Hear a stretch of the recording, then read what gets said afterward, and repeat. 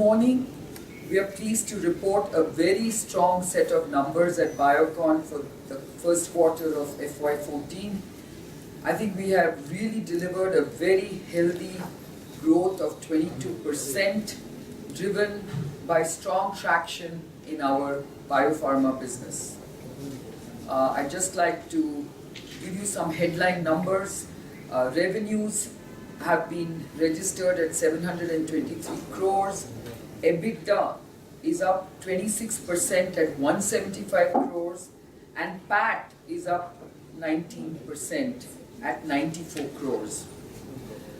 Our revenue growth in Q1 FY14 reflects the inherent strength of our product portfolios, and the biopharma business has grown 21% year on year and has registered 439 crores at the top line. Our branded formulations continue to grow well, and they have registered a 17% year on year growth, and for the first time we have crossed the 100 crore number, having attained 101 crores this quarter. Research services, which includes Syngene and Clinigene, continues to do extremely well. They have grown 26% year on year and have clocked 155 crores this quarter. Our EBITDA margin has been very healthy at 24%, and PAT margins have been realized at 13%. Overall, a very, very strong performance. I'd just like to comment that we continue to invest in our R&D for better outcome, and in terms of a percentage of our biopharma business, our R&D spend represents 10% of our biopharma business. Now, I'd just like to spend a little bit of time by saying that we have recently undergone a restructuring of our organization, and this new organization structure, which is really about creating profit centers and P&L responsibilities in key business verticals, is really now helping us to focus on our clearly identified verticals, which actually indicates the kind of strong performance you have seen this quarter. Our biosimilar insulins business continues to do extremely well, riding on the back of an increased geographical footprint in emerging markets. I think this is a very important business for us, and I think Biocon's insulins are really doing extremely well. The India-focused branded formulation market business is also delivering very strong numbers.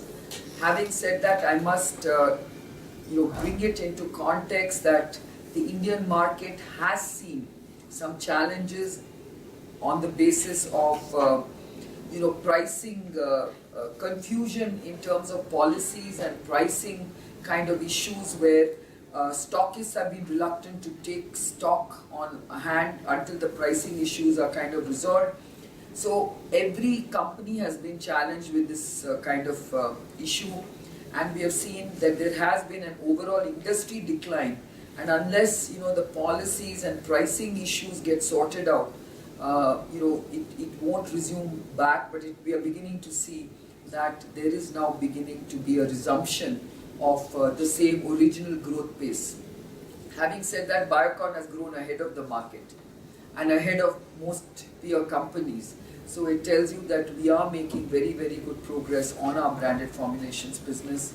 And this quarter, the coming quarter, I think all of us at Biocon are extremely proud and excited to see the launch of our second novel biologic, Alzumab, which is expected to take place in early August.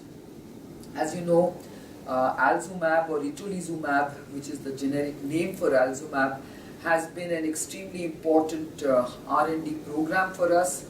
We have seen very, very promising and strong data in our psoriasis trial, and on the back of which we got India approval, and we are now of course looking at taking this molecule global, and we are in discussion with several interested companies who are very keen to partner this program in our global development plans.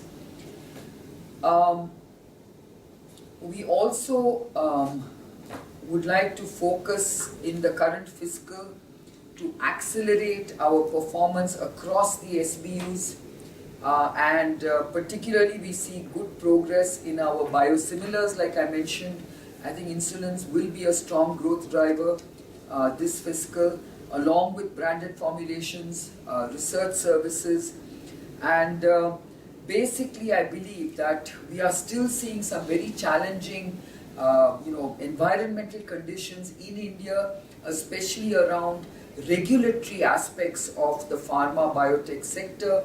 We hope that the government will really address these with a sense of urgency, because we are seeing that although clinical trials are resuming, I think we need to address all aspects of clinical trials and make sure that it becomes an environment where there is regulatory robustness.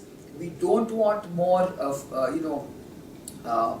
layers being put into approvals, but rather have the expertise and the knowledge with which to approve clinical trials expeditiously. Otherwise, Indian industry is going to lose its advantage.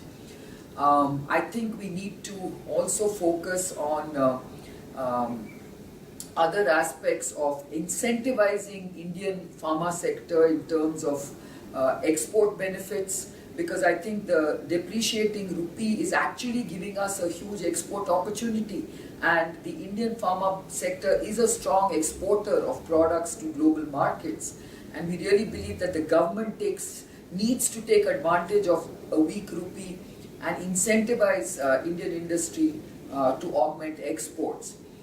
The pharma sector also has another challenge where, SEZ, for instance, we have been asking the government to extend the SEZ tax benefits by 2 years, because we are at a disadvantage as an industry, given the fact that we are not able to fully leverage our investments in these SEZ facilities, given the kind of contingencies that we are required to address in terms of exports and based on regulatory approvals. And most of these regulatory approvals take at least 2 to 3 years after starting operations. So I think it's very important for the government to recognize that.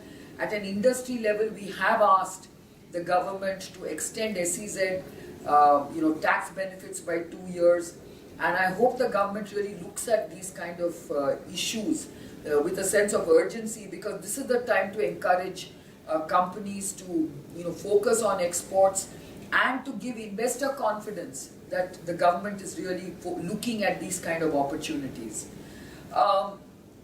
I'd just like to also then conclude by saying that we are very excited with the progress made by all our R&D programs.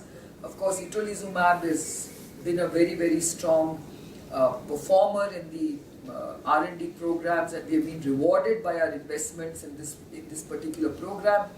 All our biosimilar programs partnered with Mylan are on track, and we continue to do well with other novel programs such as the IN-105, where we are just awaiting imminent regulatory approval to start some of the trials that we have partnered with BMS.